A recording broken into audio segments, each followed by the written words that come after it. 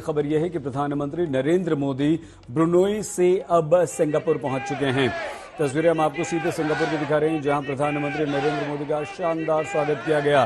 भारतीय समुदाय के लोग वहां पर मौजूद थे। प्रधानमंत्री नरेंद्र मोदी के लिए कुछ लिख कर लाए थे। एग्जैक्टली वैसे तो जब सिंगापुर देखते हैं तो Singapore India's largest trade partner in ASEAN and it is a leading source of foreign direct investment (FDI) in the last financial year, and Singapore is India's 6th largest trade partner worldwide. तो फिर Singapore वो नहीं जाएंगे तो कौन जाएगा? India Singapore relation जो हैं, ये कहा जा रहा है कि it is going to be a bigger take off. ये बहुत बड़ा टेक ऑफ है जो इंडिया और सिंगापुर के दरमियान जो है वो होने जा रहा है।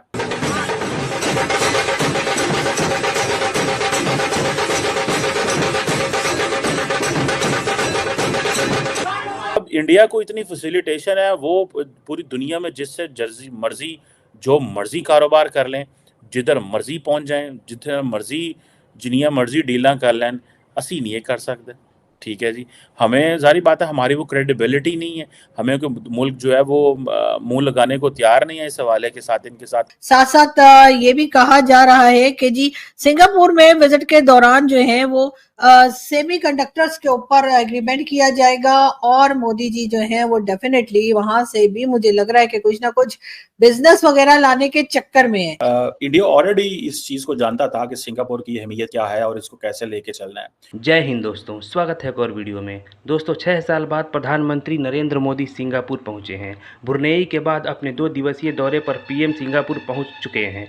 सिंगापुर में पीएम मोदी का गर्मजोशी से स्वागत किया तो मोदी ने भी ढोल बजाकर उत्साह दिखाया। आकार के हिसाब से भले ही यह देश छोटा हो, लेकिन इसका राजनीतिक महत्व बेहद अहम है। भारतीय प्रधानमंत्री के सिंगापुर दौरे पर दुनिया भर की नजरें हैं, लेकिन सबसे क्लोज वॉच तो पड़ोसी देश चीन ने लगा रखी है। रखना भी जरूरी है क्योंकि उसकी गर्दन जो फंसी है। सिंगापुर भारत का 6वां सबसे बड़ा कारोबारी साझेदार है। सिंगापुर भारत का सबसे बड़ा आसियान व्यापार साझेदार है। इसके अलावा FDI का सबसे बड़ा स्रोत है, जो वित्त वर्ष 2024 में $11.77 बिलियन था। भारत के कुल व्यापार में सिंगापुर की हिस्सेदारी 3.2% की है।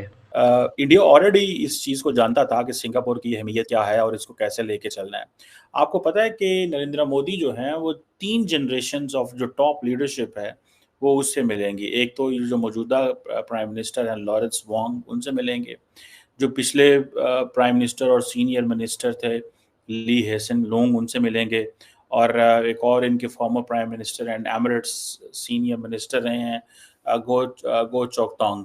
और सो नरेंद्र मोदी जो हैं वो एक ऐसा इम्प्रेशन देना चाहते हैं कि हमारे सिंगापुर से जो ताल्लुकात हैं वो बड़े जनरेशन्स पुराने हैं एंड ऑल दिस। बहरहाल ये जो मैं आपको बात बताऊं कि इंडिया और सिंगापुर जो है they are basically focusing primarily on semiconductors. ठीक है जी, इंडिया सिंगापुर रिलेशन जो हैं, ये कहा जा रहा है कि it is going to be a bigger take off. ये बहुत बड़ा टेक ऑफ है जो इंडिया और सिंगापुर के दरमियान जो है वो होने जा रहा है। Singapore is one of the source of foreign direct investment in India. मेरा ख्याल है तकरीबन 11-12 अरब डॉलर की इन्वेस्टमेंट जो हैं वो हो रही हैं। सो आसियान में इंडिया सिंगापुर को बहुत अहमियत देता है। अब जिसे मैंने कहा कि फोकस किस चीज़ पे है, आई विश के पाकिस्तान की लीडरशिप यार इन सवालों पे भी बात करे। मैं आप जो चीज़ें आपको बताने लगा हूँ आप देखिएगा। Have we ever heard a Pakistani Prime Minister talking about digitization, connectivity, advance manufacturing? क्या इस बला का नाम है जो इंडिया और सिंगापुर जिस पे फोकस करने लगा। ठीक है जी, तो दूसरी बात क्या है कि नरेंद्र मोदी जहाँ जाते हैं पहले उनके मिनिस्टर काम कर लेते हैं, पहले उनकी ब्यूरोक्रेसी उसके ऊपर काम कर लेती है, फिर वो अपने वजीर आजम को भेजते हैं। हमारे यहाँ क्या होता है कि हमारे प्राइम मिनिस्टर पहले चले जाते हैं, हमारे मिनिस्टर और ब्यूरोक्रेसी बाद में फॉलो करती है। हमारा काम डिफरेंट है क्योंकि हमने टच देना होता है ना, ऊपर से टच आना होता है। हमारे आर्मी चीफ पहले जाएंगे, बाद में ब्यूरोक्रेसी भेजेंगे। हमारे प्राइम मिनिस्टर पहले जाएंगे, बाद में भेजेंगे। सो हमारे तो बहुत पुठे काम है, इतने पुठे काम है कि आपकी सोच हो सकती है। मैंने आपको बताया कि इंडिया आसियान जो है वो इंडिया बेसिकली तो असल में लार्जली जिस चीज़ को देखना चाहिए वो है चाइना। ठीक है जी, और दोनों मुल्क जो हैं वो डिफेंस पे, इंडिया बेसिकली सिंगापुर को डिफेंस कोऑपरेशन पे वो करना चाहता है। कि पाकिस्तान को भी भारत से कुछ सीखना चाहिए और ज्यादा से ज्यादा बिजनेस की तरफ जो है वो पाकिस्तान को अपना सारा का सारा फोकस जो है वो बिजनेस की तरफ रखना होगा। अगर पाकिस्तान के लोग, पाकिस्तान के वो लोग जो पाकिस्तान चलाते हैं, जो के पॉलिसी बनाते हैं, अगर वो वाकई में ये चाहते हैं कि पाकिस्तान जो है वो कुछ बेहतर हो जाए, पाकिस्तान के हालात कुछ बेहतर हो जाए, पाकिस्तान की इकोनॉमी कुछ बेहतर हो जाए, तो उसके लिए बिजनेस की तरफ ही जाना पड़ेगा, उसके अलावा कोई दूसरा रास्ता नहीं है। तो अगर आप बिजनेस की तरफ बढ़ेंगे, बिजनेस करेंगे और लोगों को ये गारंटी देंगे कि जी आपका पैसा भी वापस आ जाएगा और आपकी जान को भी खतरा नहीं होगा, तभी कोई पाकिस्तान में आएगा या पाकिस्तान में इन्वेस्ट करने के बारे में सोचेगा। लेकिन पाकिस्तान के पास दूसरा कोई रास्ता नहीं है, इसलिए कि जो कंट्रीज से हम पैसा ले सकते थे उनसे अभी तक ले चुके हैं, बाकी कोई और हमें पैसा देने को तैयार नहीं है।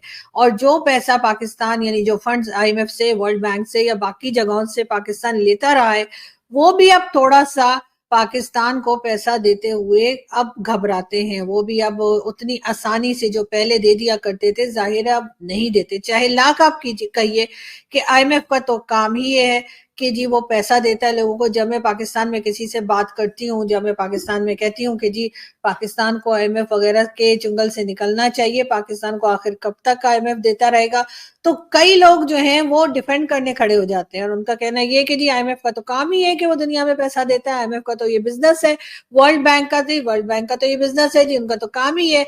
लेकिन ये बातें लोगों की समझ में नहीं आती कि जी लोग अब थक चुके हैं, उनको अब लगता है कि बेशक वो बिजनेस भी अगर कर रहे हैं तो वो पैसा उनका वापस आता हुआ दिखाई नहीं दे रहा। दूसरी तरफ हम देखते हैं कि पाकिस्तान में लोगों के अंदर यानी जो आम सिटीजन हैं उनके अंदर भी एक तरह का भीख मांगने का जो है वो तरीका या भीख मांगने का रिवाज जो है वो बढ़ता चला जा रहा है। चाहे वो प्रोफेशनल भिखारी हो, चाहे आप कह लीजिए कि वो टाइम टू टाइम लोगों को अपनी कहानियां सुनाकर भीख मांगने वाले लोग हो। यानी कि जरूरी नहीं है कि कोई सड़क के ऊपर जो है वो आपको भीख मांगता हुआ दिखे वही भिखारी है, बल्कि कई लोग जो हैं वो आपके ड्राइंग रूम में बैठे हुए लोग जो हैं वो भी भिखारियों वाली ही हरकतें करने पे उतर आए हैं पाकिस्तान में। ये एक बिजनेस सा बन चुका है, लोगों को काम नहीं मिल रहा और ना ही लोग काम ढूंढने की या काम करने की कोई खास कोशिश करते हुए हमें दिखाई देते हैं। लोग हमें पैसा मांगते हुए, उधार मांगते हुए या कहानियां सुनाकर किसी ना किसी तरीके से पैसा ठगते हुए ही दिखाई देते हैं।